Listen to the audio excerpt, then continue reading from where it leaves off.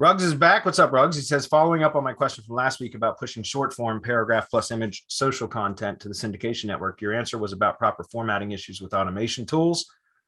That's helpful, but my interest was more on number one, is short form content under 300 characters already posted to GMB or Facebook helpful and appropriate to be syndicated to the remaining parts of the network? Yeah, I mean, it can be. 300 characters is awfully short though. So, I mean, I don't know. Google My Business posts give you the ability to for up to 1,500 characters, and I try to usually flesh those posts out to get close to that. Like my bloggers, I've trained them just to have letter count open in another tab. I want to keep that tab open so I see it.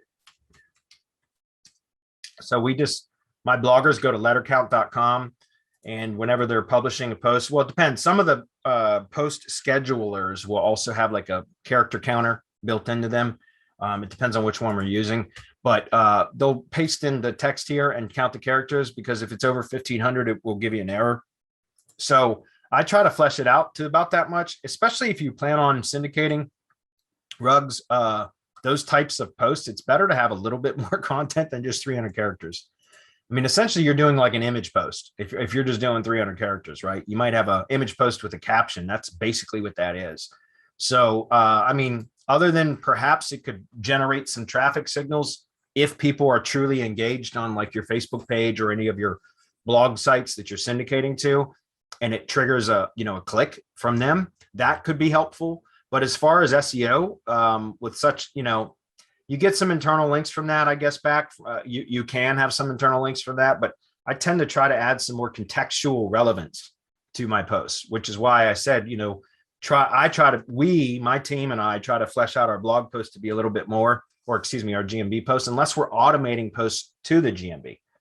Like I've talked about this recently, but we use a tool, and Adam, I have a link for that, an SM short link tool called OneUp app. That's a great tool for syndicating RSS feed posts, like for posts from your RSS feed to GMB. And all that does is pull in the titles. So that's different, because that's just an automated activity post, but that's just to keep activity, keep the GMB active is what I mean.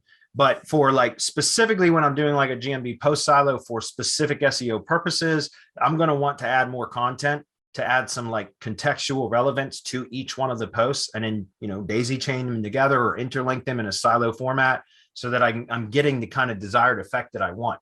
Those are the types of posts that I think are best for syndicating. If you were going to re-syndicate those types of posts too, like a Blogger, Tumblr, WordPress, etc., those are the kinds that I would do.